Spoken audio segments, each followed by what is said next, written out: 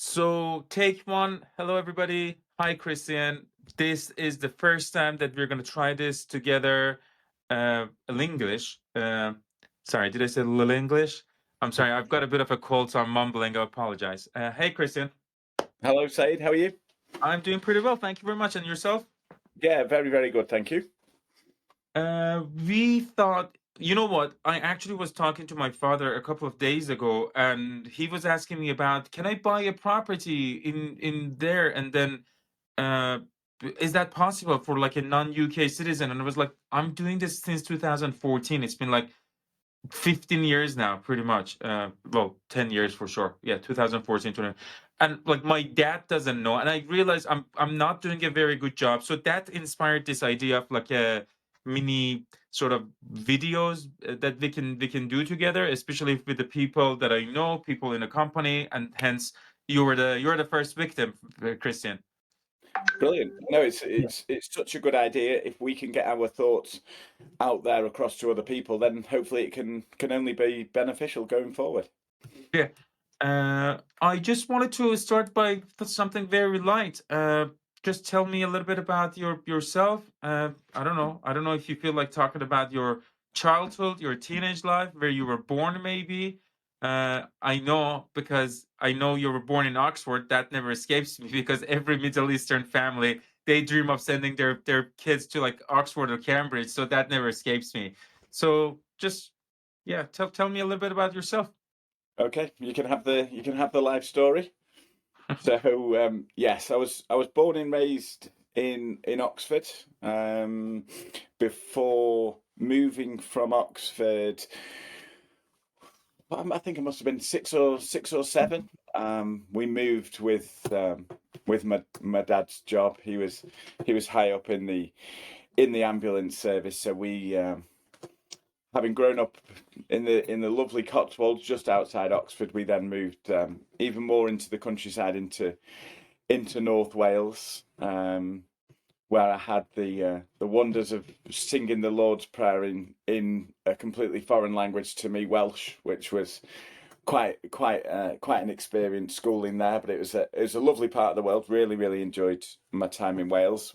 Moved a few years later there to where I've been for the majority of my life, which is in Cheshire, a small village called, well, a smallish town called Sandbach, only famous for having a motorway service on the M6. Not a lot else. But a nice thriving community. I'm situated. I'm in quite a fortunate position, really, geographically.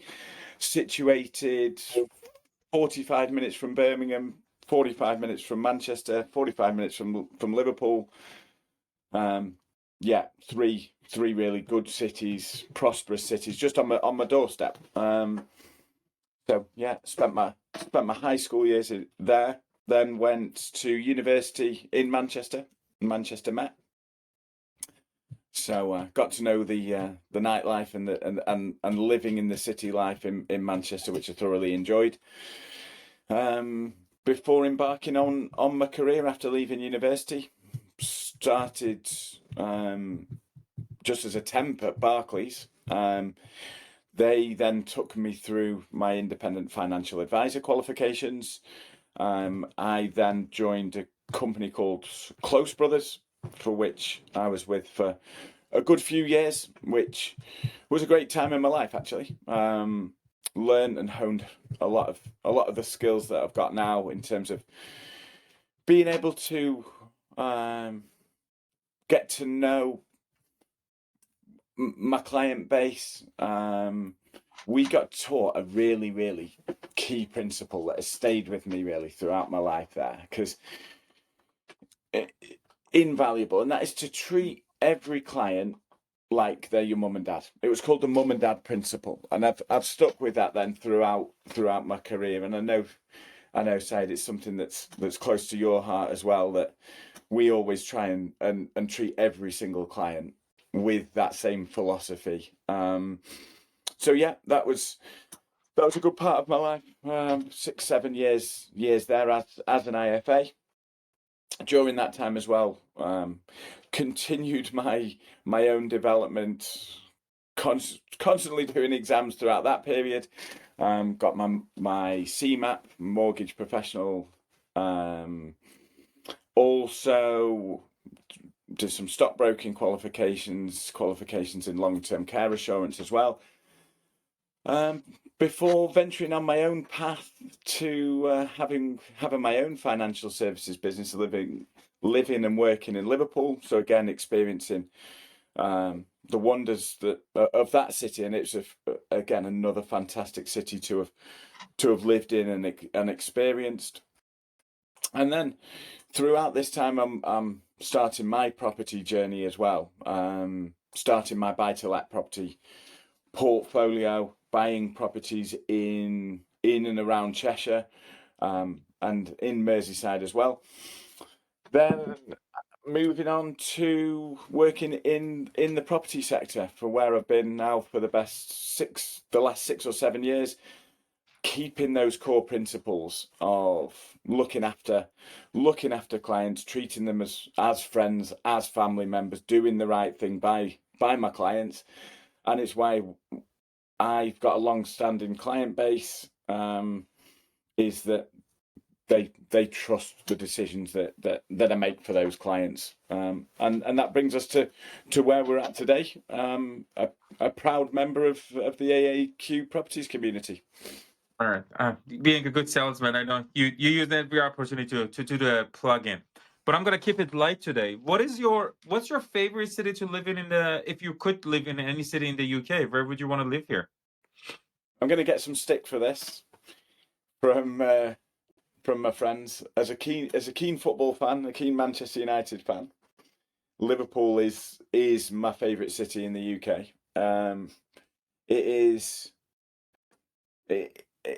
It's a place like no other, to be quite honest with you, with the friendliness of the people.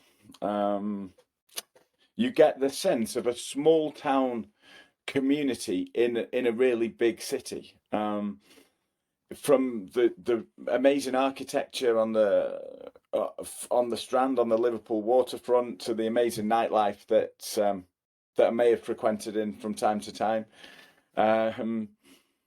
to the opportunities that the city bring as well from a working perspective. You can be in Liverpool and within 15 minutes you're in Crosby on the beach.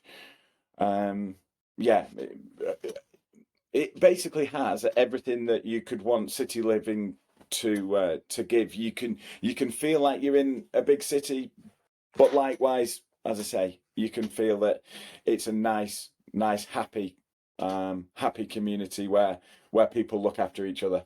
It's a great place to live. So if you could live anywhere, like you had a choice of living in a city or in suburb, what do you prefer now? For me, you always want what you haven't got. So when I've lived in a city, I miss living outside the city, living in a suburb, having a little bit more of a peaceful life. As soon as I'm back in the suburbs, you miss that city vibe. So a difficult one to answer. I think if I had to choose, it would be that city life. I like the hustle and the bustle. I like the ability to always have an option of what to do.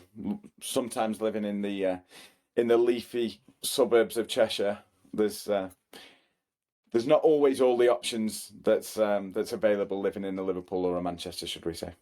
All right. And recently we obviously traveled together to Dubai. So between Dubai and UK, I know always new places might be a little bit more exciting, but first of all, how was your experience? What did you think of Dubai? Yeah, it was, as you said, it was the very first time that I've been to Dubai. I had a certain expectancy of what I thought it would be like. How did it compare to the expectancy? Is a really, really good question. It's a city that's very much standalone. I've been fortunate enough to have travelled quite a lot of the world, and I've not encountered a place like Dubai. It is fair to say, and as you know, we worked a lot, and we got an awful lot out of the trip, meeting a lot of really nice and good people out there. In terms of the city itself, really fell in love with the city. To be quite honest with you, it has a feel of prosperity, of success, of aspirational nature. When we went, it's fair to say that it was quite hot. We went, didn't we, in the season of, what was it, 48, 49 degrees, but the city's equipped for it. I never actually felt like it was uncomfortable. We were largely inside for the majority of the trip, and yeah, it's actually a hard city to describe, just the wonder of it, without visiting Dubai. All in all, somewhere where I think everybody has to tick it off that bucket list to visit there and to experience it firsthand. And I think for the vast majority of people, certainly for UK people, where we're having potentially difficult time socioeconomically, that is a really, really viable option in terms of living out there. If you're a remote worker in the UK, why not go and live in Dubai? It's everything that you could wish Dubai to have. It has. Everywhere's really, really accessible. The standard of living out there is second to none. Yeah, we're already counting down the days till we go back. It was a fantastic experience. Oh, be careful what you wish for. It may happen sooner than you think. Hopefully. Uh, I mean, it's kind of an interesting thing because I think you said something about earlier about, the living in the city and then living in the suburb. I do think that a lot of people that have come across, a lot of people that I know from that part of the world, they like to be in Europe, US, UK, possibly, maybe for different reasons, but and a lot of people in this part of the world, especially in the UK, who want to be there, maybe for I mean, for an average English person, I think the weather and the climate, that's a huge thing. But also the perhaps also the tax regime that is there and how it's sort of favorable to individuals and businesses. But yeah, I mean, I don't know if you remember that, but we had a conversation with quite a few people, and they wanted to find ways to be here, and they were interested in that. Don't you find that a little bit interesting? How people from there want to come here, people from here want to go there. What do you think about that? Yeah, it was really evident, wasn't it, when we'd spent that time in Dubai, the the the want of people to come and either live in the UK or to certainly own assets in the UK. And what I found a real surprise was that there wasn't the knowledge of the ease in which you could do that. For somebody living in Dubai to be able to buy UK property, it's straightforward. And the fact that they didn't realize that they'll be eligible for the mortgage was one of our biggest takeaways from that particular week. In fact, I remember being in one of the developers' launch events, and on one of the breakout sessions, we had some conversations with some buyers that were looking to buy out in Dubai, and we mentioned, didn't we, about the mortgage piece, about how you can have access to up to 75% loan on a UK property. And it was bewilderment, wasn't it, on the face of the gentleman that we'd spoken to. And yeah, that option is massively available to everyone internationally. That ability to actually buy UK property with a 75% mortgage, and we're quite keen to get that message across to a lot of international investors, because the UK property market is one of the most secure property markets in the world. you know your capital is going to be safe, you know your capital is going to appreciate, and there's some really attractive yields that are on offer. So from a UK property perspective, for international buyers, that was certainly an interesting piece to really get that understanding that the knowledge isn't out there, and we certainly want to have the ability to help people just understand that buying process of buying properties in the UK, and similar the other way around as well. I'm not sure that as a UK resident that UK people are aware that just how accessible buying Dubai property is. I think that people